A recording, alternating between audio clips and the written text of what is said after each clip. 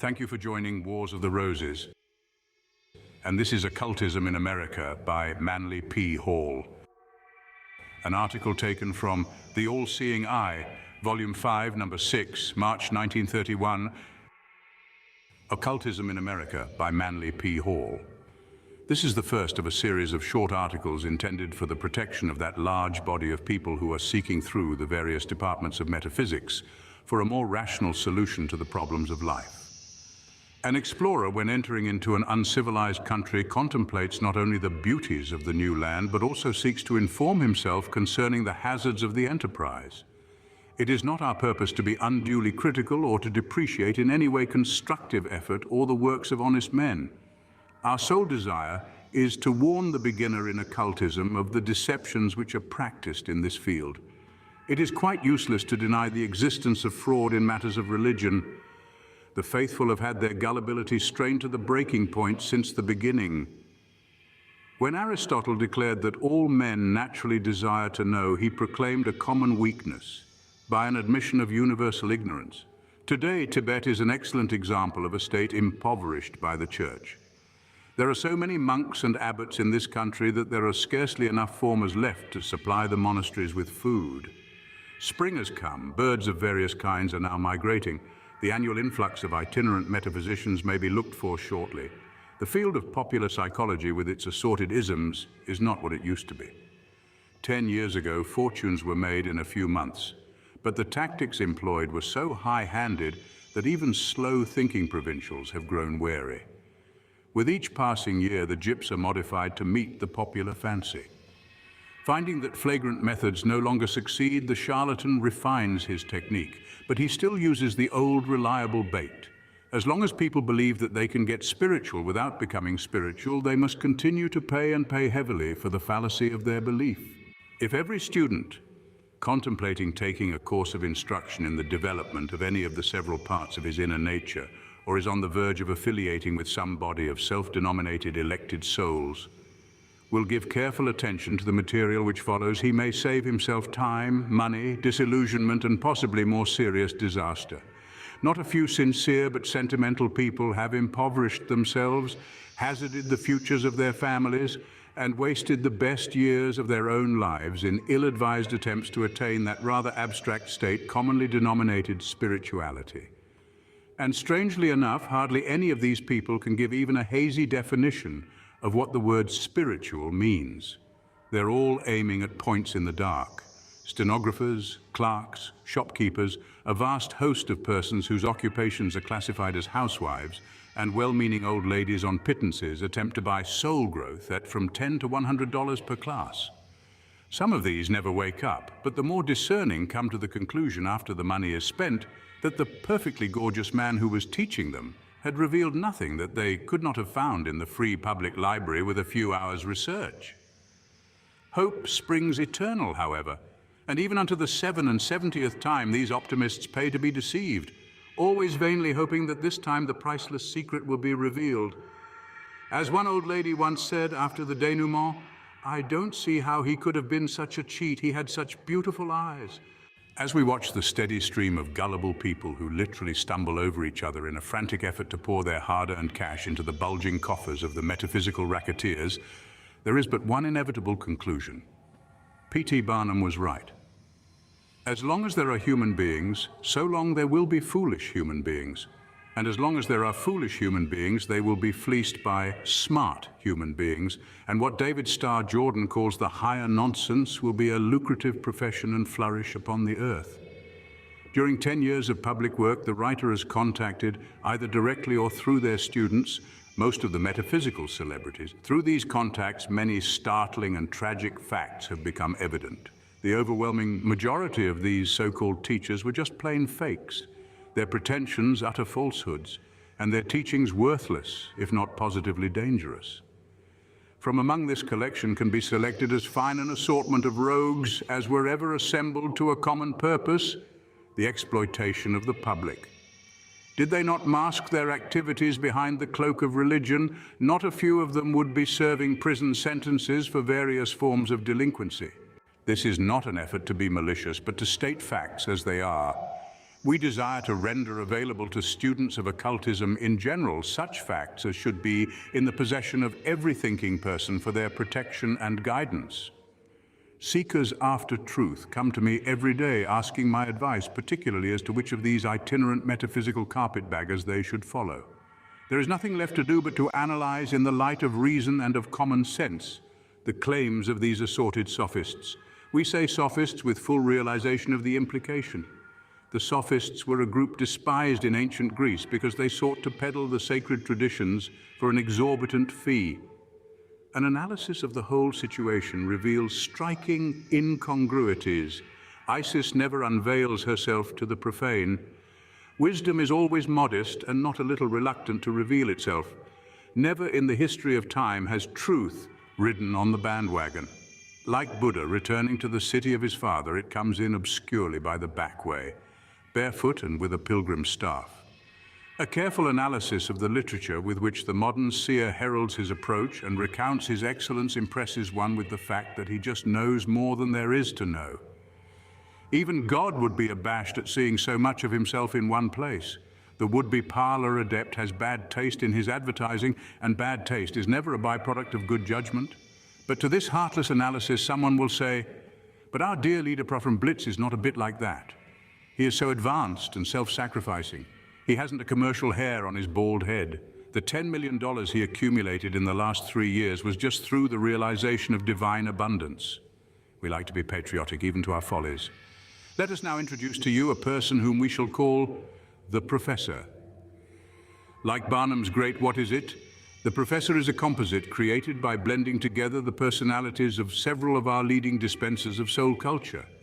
He may seem to some only the caricature of a man, but those who have paid and paid and paid will recognize him as all that remains when his glamour and glitter have faded and his foam has evaporated.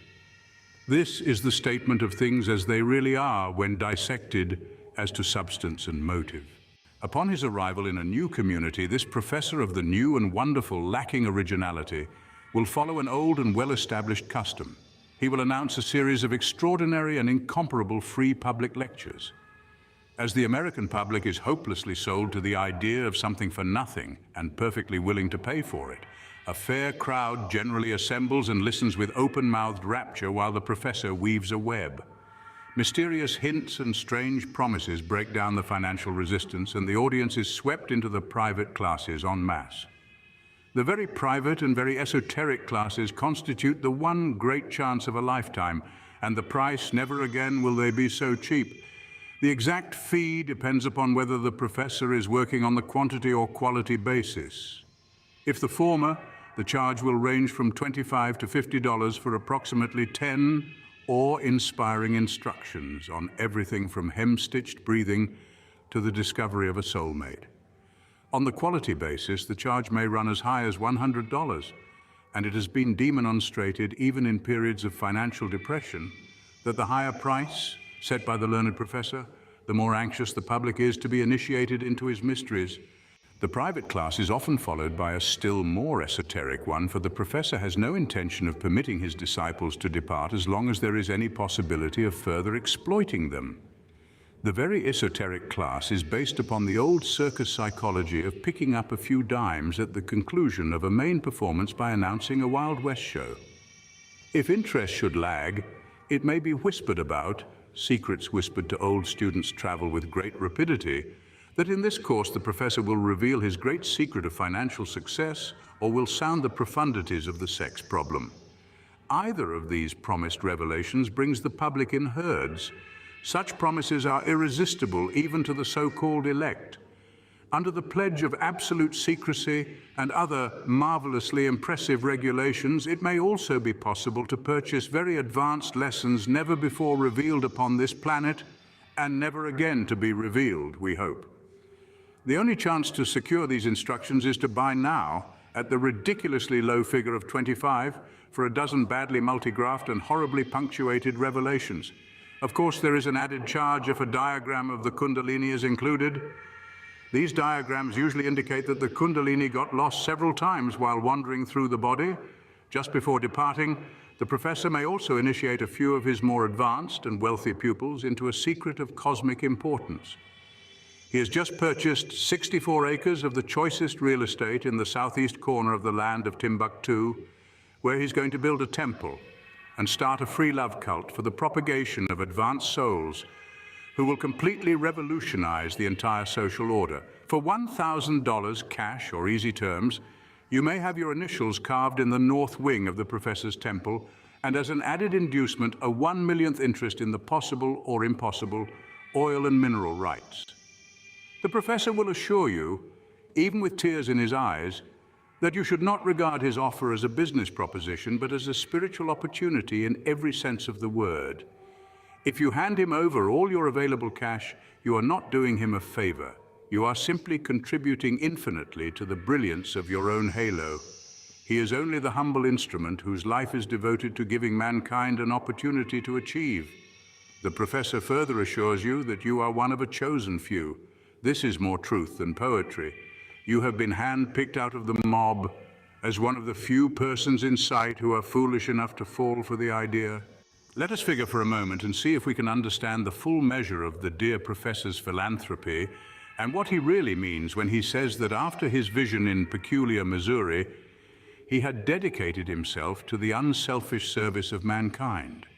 A leading exponent in this field is capable of becoming an extremely wealthy man in a ridiculously short time with an absolute minimum of personal effort. The figures that follow are not exaggerated or in any way unreasonable. The professor in the course of a year is able to give at least 12 courses of lectures of the $50 variety. He is also able to give 12 very esoteric classes during the same period.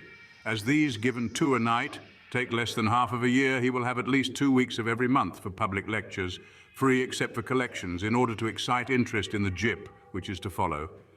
During the entire period, the professor will also sell his books, private lessons, personal advice, oil stock, chips off the philosopher's stone, temple bricks, world tours, etc. He may even take sufficient time off to cultivate a few silly old ladies who have more money than they know what to do with. If each of his $25 classes have 1,000 members, and several of the more expert of these professors have had as high as 2,000 in a single class, the income from these alone in a year would be $300,000.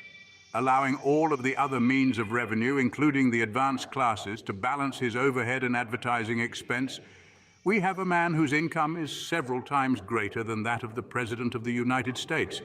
It is safe to say also that there have been in this country persons of this type who in the heyday of their glory had profits nearer $1 million a year.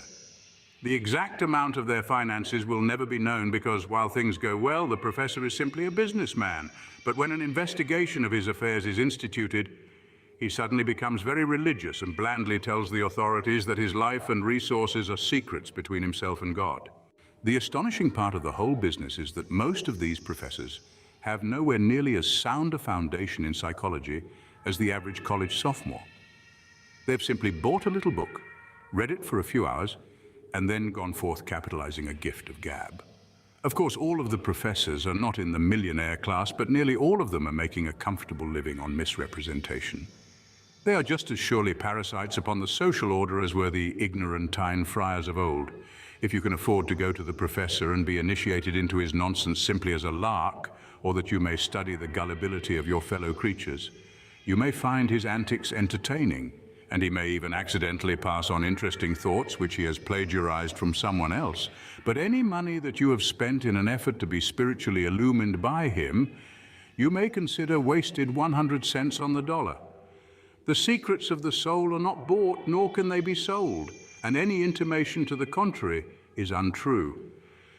The average citizen, by reading for half an hour every day from the writings of recognized authorities on whatever subject may interest him, will at the end of 6 months himself know more and have a more reasonable attitude than that of the average classmonger who is selling his wares to the American public. If we may be so bold, let us remind you that the term professor, when applied to these parlor psychologists, signifies one whose professions are without end, but who is never able to demonstrate what he professes. Thank you for watching, and please don't forget to share, like, subscribe, and comment, and if you can, Please consider donating to Wars of the Roses. Links to PayPal and Patreon are in the description. Thank you so very much.